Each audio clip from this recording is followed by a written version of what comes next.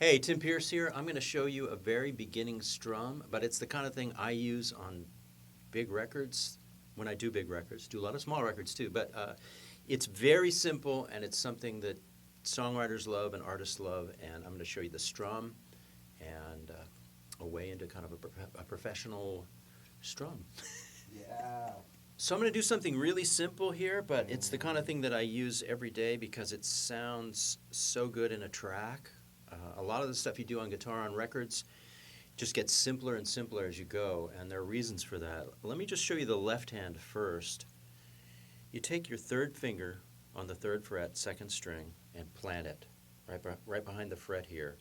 Don't press down too hard. You want it, I like to say if you can stick your finger through here, then you're doing it right. It's kind of arched, and you want the tip straight down on the string. Right behind the fret. Don't press down too hard because you don't want to cramp your hand at all. And you want it to sound clear. And if you press too hard, you'll bend it out of tune. So just kind of even amount of pressure. And this particular chord only requires two fingers to be in action. It's this finger, the third finger, and then you arch over your second finger and go to the sixth string, same fret, third fret, and do the same thing. Just make sure it's the tip. And then you strum with your right hand. You're only strumming these 5 strings. And there's something that's happening naturally that you almost don't have to pay attention to. What's happening is this finger is naturally muting the high E string, okay? And then this finger is naturally muting the A string. So it frees your right hand to kind of strum across all 6 strings, because it doesn't matter that you're hitting a couple of muted strings. And it allows you to do a big open strum here. It's the exact sound that I'm trying to get. I'm not compromising anything at all. Just make sure that as these fingers are bent over, that they're each muting the string below. And in this finger's case, the third finger, it's muting the high E string. And in this finger's case, it's muting the A string. And the great thing about this chord, I'm left with 4 strings being sounded.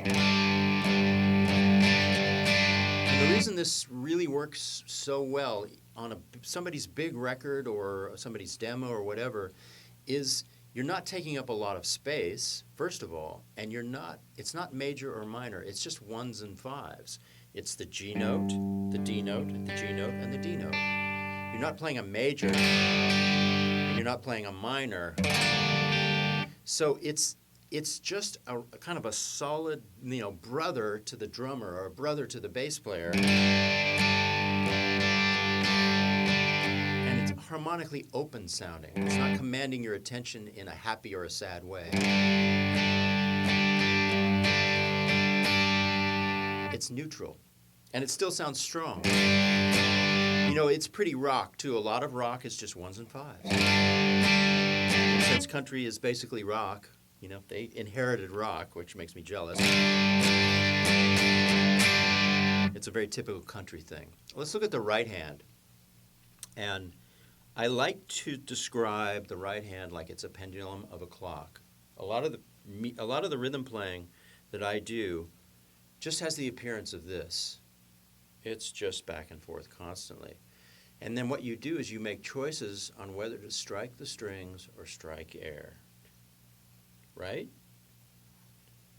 So, if I strike the strings on downstrokes and I strike air on the upstrokes, I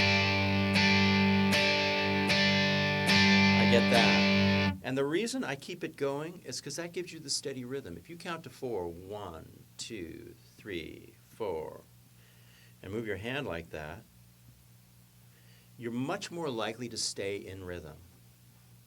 And if I demonstrate just hitting the guitar on the downstrokes and then grabbing air on the upstrokes, you get this kind of a sound. If I count to 4 and keep it in rhythm, then we're hitting our goal. 1,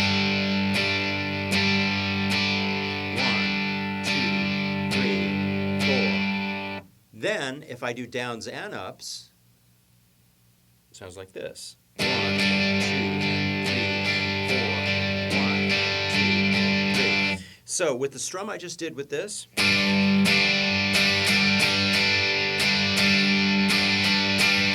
I'm doing a little bit of both. I'm going to slow it down and kind of talk through it. So it's down, air, down, air, down, up, and then I grab air on this down, and then what happens?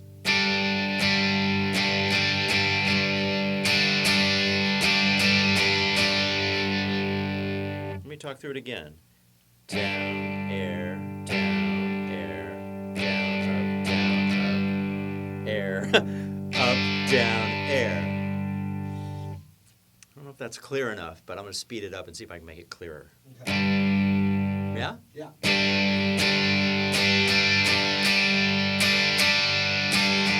If I turn, if I stay in focus, watch this hand and watch when it grabs air and when it grabs the guitar.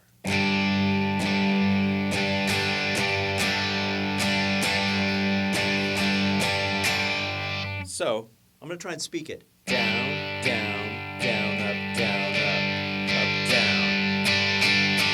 Down, down, down, up, down, up, down. There, I got it. Down, down, down, up, down, up, down. Really slowly.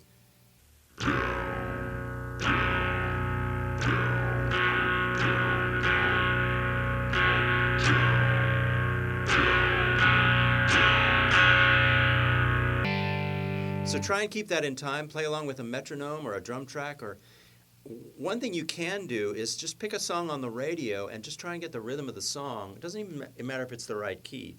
But there are a lot of songs in G. Just turn, well, is it the radio? Is it Spotify? Whatever you got. Turn on some music and get this right hand going in rhythm with the music, and that'll get you up to speed playing in rhythm. Last thing I want to talk about is dynamics. If you have a distorted sound up to where it's not completely distorted but half distorted, it's really important, and you can get a lot of color out of hitting it hard and then hitting it soft. So I'm going to do it one cycle hard and one cycle soft.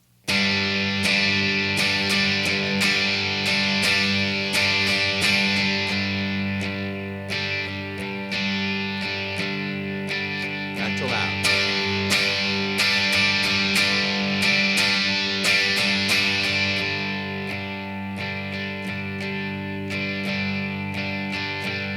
Typically, the verse might be played really soft, so it's clear and open, and then when the chorus comes in, you hit it hard and play loud. That's a really, really effective thing in music that people forget. Loud and soft are the biggest things that keep the listener engaged. So try it with your right hand, play it soft, light as a feather, and then hit it hard.